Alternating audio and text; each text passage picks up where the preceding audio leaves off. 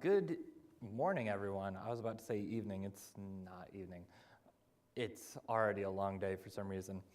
So, before we get into it, I want everyone to just take a moment, look around.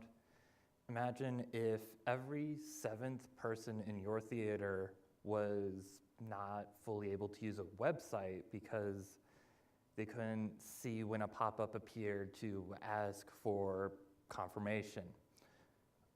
They couldn't hear the audio of some sort of media, like a video.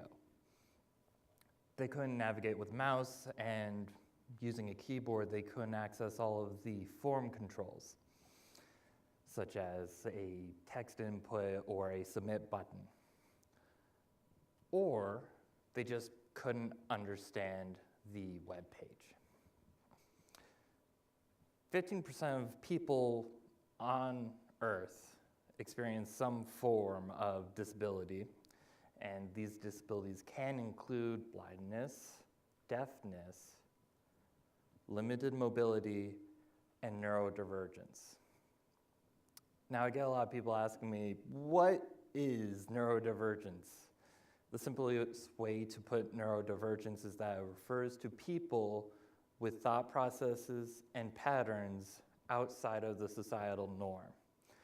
This can include people with learning disabilities or people on the autism spectrum. People with mental disorders can also fall under this blanket. Now, I'm blessed enough to not be disabled, so some of you might be wondering why I myself even got into accessibility. You see, about 1 year ago, I'd started on a new team, and while getting on the new groove of things, I found a document labeled as ADA, also known as the Americans with Disabilities Act, compliance. I started reading it and was not thrilled. It basically summed down to, hey, when you're done coding your webpage, send it to this one guy. He'll run it through a screen reader, make sure it works, and tell you what sucks, what doesn't suck. It had effectively made accessibility into a checkbox, and that checkbox was only for screen readers. I had some experience with disabilities before. I attended RIT, also known as the Rochester Institute of Technology, which is closely coupled with the NTID, the National Technical Institute for the Deaf. As you can imagine, there is a large deaf community here. Ended up picking up a lot of sign language. You won't see me doing it right now because 1, I'm not certified as an interpreter, 2, I'm very rusty. I ended up working with deaf coworkers both at college at RIT and after graduating. And one of the things that RIT requires of its employees is that you need to use sign language when you're on the clock, because then you are presenting yourself as accessible to someone who is deaf, and they can see you signing while talking and go like, hey, I can go into this conversation as well. I also, with the job outside of college, introduced my team to, hey, we've got a deaf coworker, why don't we learn more sign language amongst ourselves so that we can communicate better? A more fun thing is that I was involved in deaf theater, which is amazing. It's very interesting because I was more of a voice actor in that sense. I was kind of the accessible for hearing people. And it's really tricky to voice act for a play when the sign language takes like 2 seconds and you're still on the second word. That was one of the more tricky parts. Across all of this, I saw so many disabilities, both, well, mainly deaf people, but also people who are blind, people who are neurodivergent, and just interacting with each other. It's pretty magical to see someone who's deaf interact with someone who's blind, because you end up seeing the person who's deaf grabbing the blind person's hands and converting them into the signs they want to convey. It's really cool stuff to see. I knew at this point that accessibility couldn't be a checkbox. It couldn't be a single checkbox, and it couldn't be multiple checkboxes as well, because so many different experience of disability as well.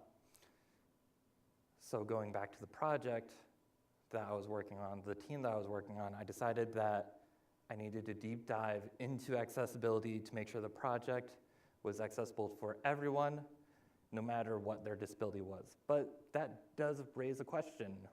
What is accessibility? Some cool people put it in a way that sums it up better than I could. WHY, or the Web Accessibility Initiative, states that web accessibility means that websites, tools, and technologies are designed and developed so that people with disabilities can use them.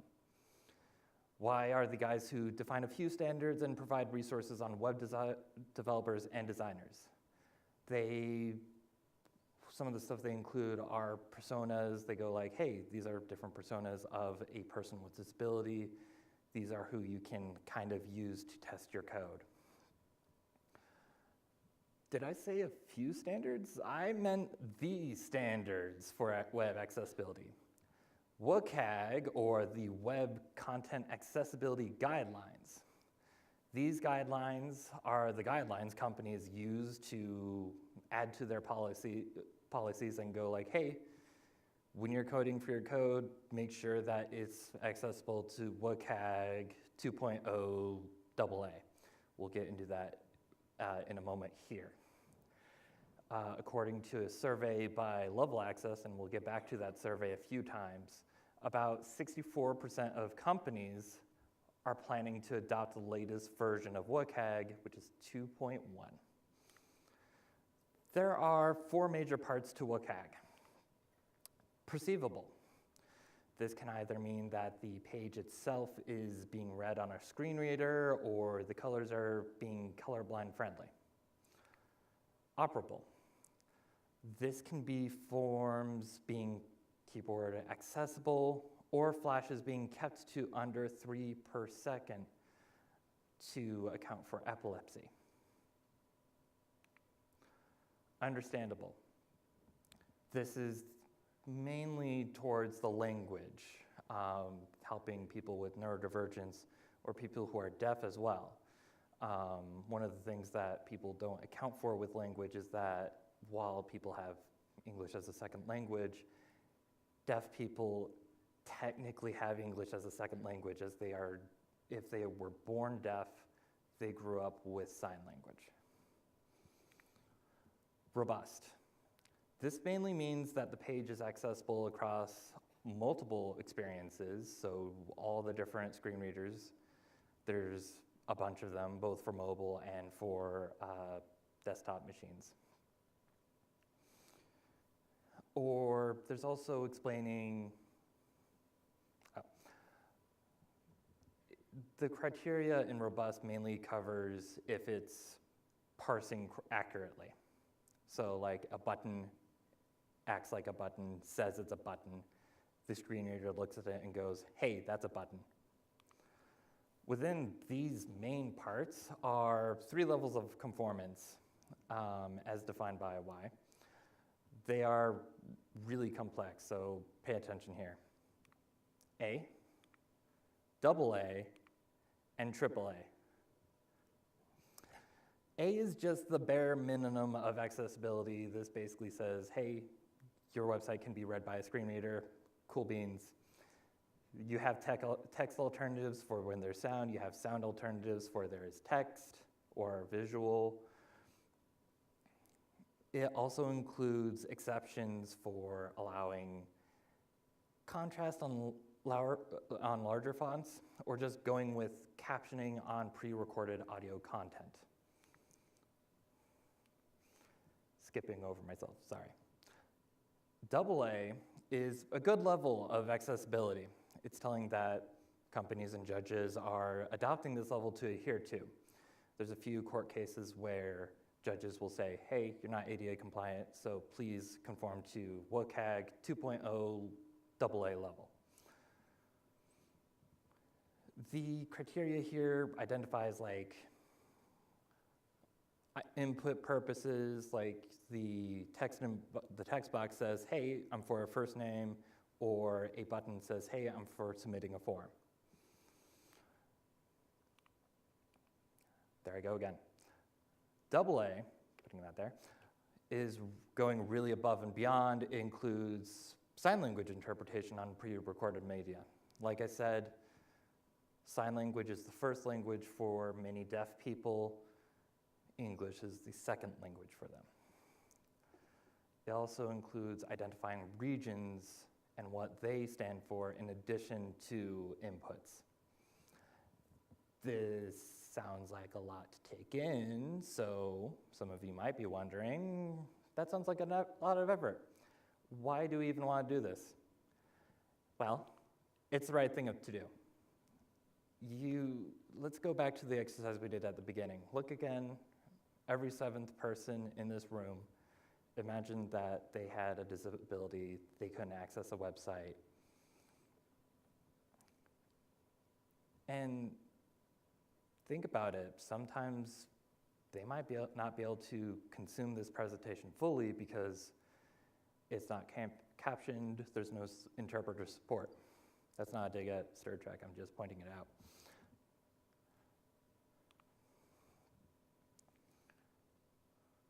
Another reason to ensure that your website is accessible is that there's the concept of temporary disability. Like, say you broke your arm and you couldn't use a mouse to the best of your ability. Or you lost your eyeglasses and you couldn't look at the screen accurately. You had to like really get close. And that's not the best experience for anyone. Of course, some of you might be thinking, well, we have modern medicine. Why don't we just use that? There's few issues with that. Sometimes the medicine or technology just isn't there yet. With bionic eyes for people with blindness, all it shows is a bunch of flashing lights. They can't read fully, they can't experience a full web page fully. They still need support to view a web page, consume the content within. Also with cases of multiple sclerosis or MS, it's an autoimmune disease that attacks the brain and spinal cord, causes symptoms with movement mainly. Treatment can only really speed recovery from an attack or slow the progression of the disease in this case. So if someone catches it too late, they'll have a difficult time using a mouse, a touch screen, a keyboard. Sometimes technology just is incompatible.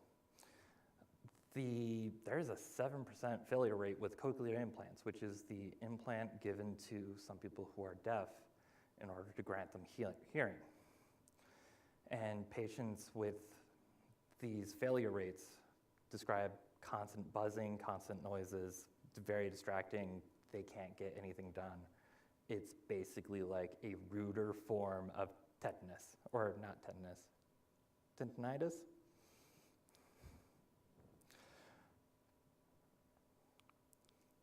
Sometimes the medicine or technology just isn't being adopted either.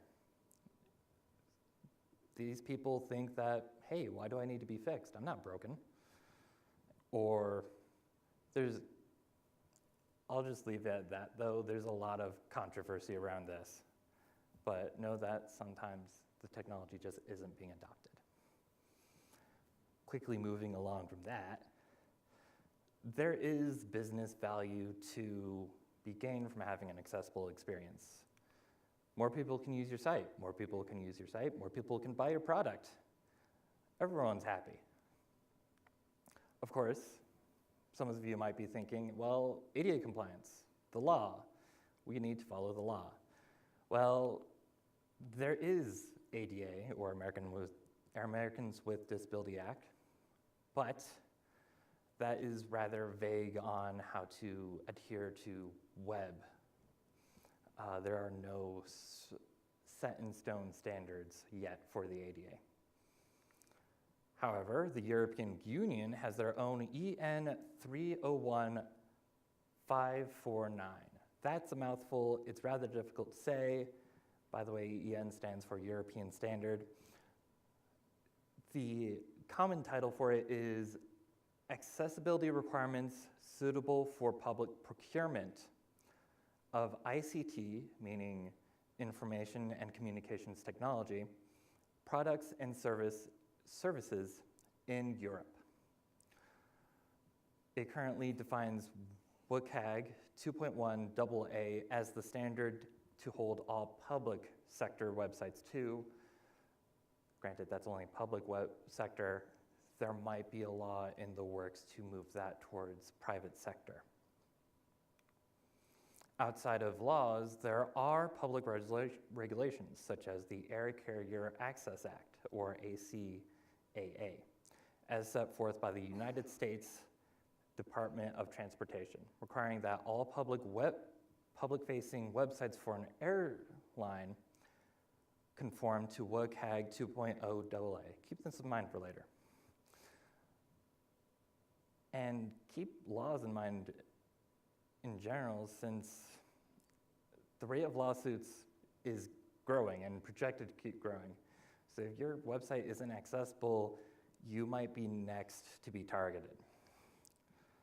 One notable lawsuit going back to the ACAA, or ACAA, is how the Scandinavian airline systems, in trying to conform to this, instead of saying, hey, we'll just make our website conform to WCAG level AA standards, they made an entirely different website and had that conform to WCAG 2.0 AA. The problem with this is that the main site was still inaccessible. The Department of Transportation saw this and went, oh no, this is not good. They filed in November 2018, I want to say. At least that's when they settled with a cease and desist in regards to providing the alternative website, required that the SAS would make their main website conform to WCAG 2.0 AA, and they would be charged a $200,000 fine. But selling products, avoiding lawsuits, not the only business value you can bring as an accessibility professional. There's also certifications, and there's currently only one body that defines any of them, and that is the International Association of Accessibility Professionals, or the IAAP, not to be confused with the other IAAP, the International Association of Accounting Professionals. There's only two certifications they really offer right now. The first is the Certified Professional in Accessibility Core Competencies. It's a foundational certification, mainly broad, cross-disciplinary, says, hey, you know what disabilities are, you know that there are standards, there are laws for this, keep on top of this. I might be working on that now. The second, the Web Accessibility Specialist, is a technical level exam reflecting knowledge on WCAG and requiring experience in resolving accessibility issues in code. They generally require you to have about 3 to 5 years, so while I want to go that direction eventually, that's future me's problem. Both of these certifications are really nice, and they do require you to keep up to date with your knowledge. Every 3 years, you need to work on maintaining it, either attending classes, continuing education. In Level Access's survey, told you I would go back to it, 31% of companies already ask their employees to get certified, 47% more would consider it. Of course, now that we have the information of what and why, how do we actually do this? And this is probably something that all of you are actually curious about. but I hope that everything leading up to this point has been helpful in and eye-opening. So can we just click a button? No, it's not that easy. I wish it was that easy, and who knows, with advances in modern coding practices and standards, it could be that easy eventually. In fact, accessibility, in my opinion, requires more of a three-pronged approach. One from the designers, one from the developers, and one from QA to make sure that it looks good, it acts good, and you make sure that it's actually accessible. Starting with the designers, the guy who decide how the page looks like, just in time for the developers to go, no, we can't do that with code. Alt text for images. This is good for marketing as well, pay attention, because you can add alt text to images within social media. In general, make sure you have descriptions to your images, unless the image is already described either with a caption or a paragraph that's describing the scene. Descriptive here means that you don't have to use 100 words or 1,000 words, but you need to get the intention of the image across. And if it's just for marketing or flavor, you just leave an empty alt text there. Control size. It refers to the size of buttons, links, everything. So you can kind of click it, even if you have a little shaky mouse, or you have someone on mobile and they kind of fat finger buttons sometimes. I do that all the time. Text size. I usually keep this separate from control size because it's important to note that if someone is low vision, while control size, they can usually hit the button. Text size controls that they can actually read what's on the page and see what's going on. Language. This one's a bit more tricky, especially since it's something that I recently learned about. Language should be simple, and any unusual words, any abbreviations should be described or explained. I hope I've been doing a good job with the abbreviations. There's about 1 million of them in the tech sector. This mainly helps with people with neurodivergence or people who are deaf. Again, sign language is their first language. Contrast. This is important mainly from low vision, but also helps with people with color blindness. I'll give some visual examples to this. So, bit of a overview here. The LOCOG 2 AA defines that contrast should be at least 4.5 to 1 for normal size text. This one fails. It might be visible to someone who is fully abled, but it gets a little tricky to see for people with lower vision. This section example also fails, but for another reason as well. We'll get into that later. Just know that this is green on a red background. You wouldn't normally do this. Please don't do this. This last one is the pinnacle. This is really good. This actually meets AAA standards because that bumps up the contrast ratio to 7 to 1. This one also passes just barely, and these colors will also be used later for an example later with colors. Again, these are ugly colors. You wouldn't normally use this on a website. This is just to illustrate a point. But what about devs? Well, I have a background in development, so this is probably going to be, and some of you probably have a background in development, so this is probably going to be what you're looking for. Ideally, you use semantic HTML or hypertext markup language, meaning that if you are adding a button, just use a button tag. If you're adding a table or using tabular content that is supposed to be presented as a table, use the table tag. I know that it was bad juju before, but right now, please keep using it, at least for that. Don't overuse it though, please. Links should be links, headers should be headers, and there's section tags as well for delimiting sections. There's ARIA, or Accessible Rich Internet Applications. I don't have this memorized because ARIA is a fun thing to say. Mainly what ARIA does, it provides attributes to add to your HTML tags to say, hey, this thing is a button, or this thing is a document, or this thing should, when it changes, report itself as like, hey, I changed. Please focus on me for a moment. There's a lot of ARIA to go there. I could probably fill an entire talk on it, but this is high-level accessibility stuff for now. There's also CSS. This is how you apply the lovely color combinations of red and green that the designers have given you. And this also makes it, this also helps make it obvious when you've hovered over or focused on a button or other text control. This is important for people who are limited to use of a keyboard.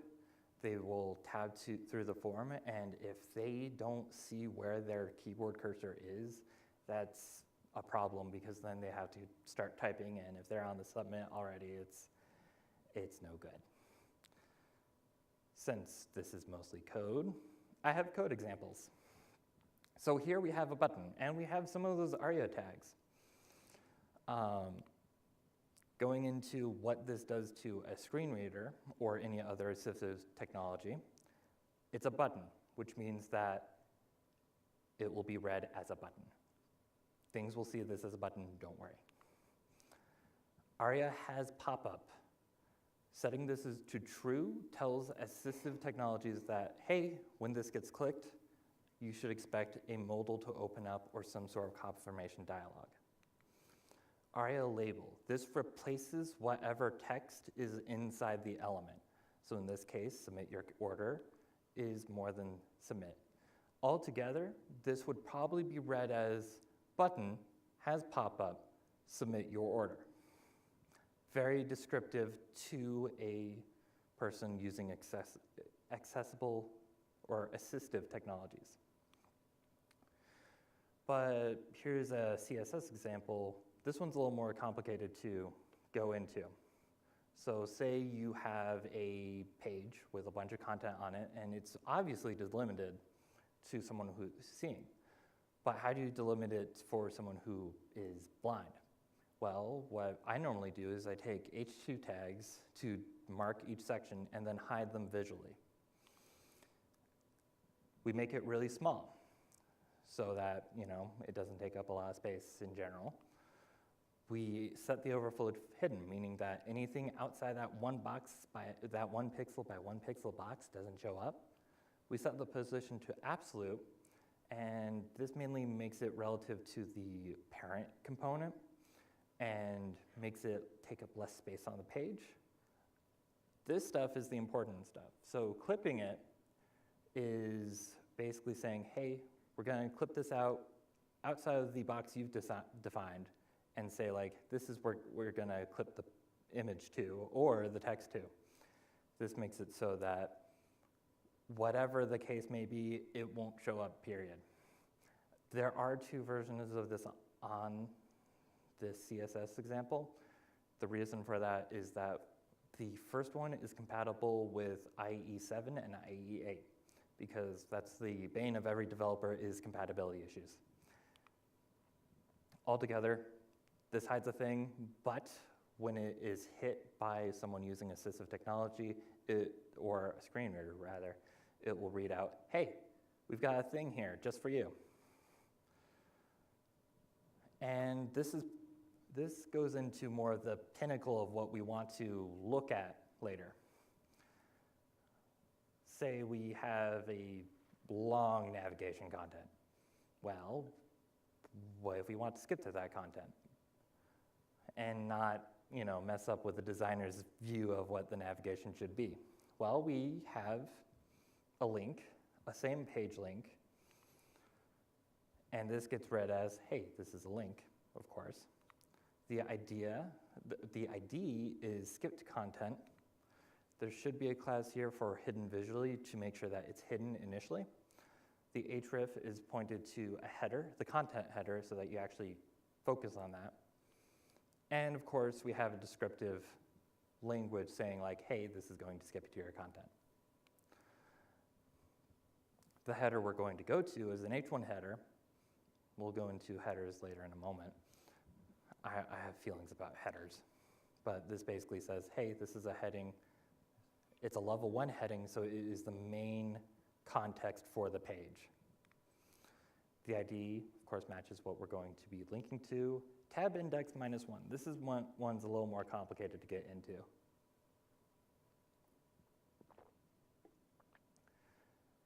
So tab index typically says, hey, you're in the tab order, cool beans. The initial value for tab index for focusable entities, such as a text box or a button, is 0. That just means that it follows the flow of the page. It follows the hierarchy flow of the page. Tab index -1 makes it so that it is focusable, but you can't actually reach it with the tabbing input. Anything above 0 basically says like, hey, go in this order. Altogether, this just says, welcome to content. Once you focus on it, and you can focus on it now, a screen reader will say, hey, this is the content. Now, this is important. Focus. Skip to content focus. This makes it so that skip to content, when it's focused, gets highlighted, it shows up. We set the width and height back to auto to make sure that it actually shows up. We set the position to fixed to pop it to the top of the page. Background is set to white so that we don't have to worry about the navigation colors contrasting with the default font. And we unset the clip to make sure that it doesn't get clipped again. Altogether, when someone is at the front of the page, tabs once, or maybe shift tabs once, they see, hey, this skipped to content. And if they're a keyboard user, they can recognize, hey, I'm on a skip to content link. I can hit this. My keyboard cursor gets straight to the point. For the header, we really only need this. And it just, when it's focused, we outline it. And this is important because then we say, hey, you're now on a header. Here is where your keyboard cursor is. This is important for keyboard users. So this is important for coders. I've seen a lot of common mistakes made. The first one is ARIA is a tool, not a magic wand. Please use semantic HTML tags first, then bolster with ARIA tags or ARIA attributes. This is important. You can have a button and give it an ARIA role of link, and it will report itself as a link, but it would just use a link. It's much cleaner, both from a code standpoint and from if assistive technologies falls apart at that point. It'll go like, oh, you have a button here, totes. No. Buttons versus links, kind of going back to what I was saying earlier. If it's a button, it changes something on the page. Make it a button, make it report itself as a button. Otherwise, people will be confused. There's also links. Needs to teleport the user to either another page or another place on the page. Make sure it's obvious what it is and what it does. Heading levels. This is kind of my pet peeve, is reviewing code and seeing like someone put a random, oh, there's an H3 tag in there. No, don't do that, because putting random tags in H3 tags or any heading tag, that has semantic meaning. Heading level 1 tags basically say this is the page, this is the content of the page. H2 tags say that this is a subsection of that page, and then H3 is a subsection of that subsection, and so on. Make sure that you follow the hierarchy. If you're making a component code to be imported into that, generally make sure that you either know the hierarchy beforehand, or if you don't, just use a p tag or a div tag and figure it out later, or have a wrapper function around it to say like, hey, this is going to be H3 here.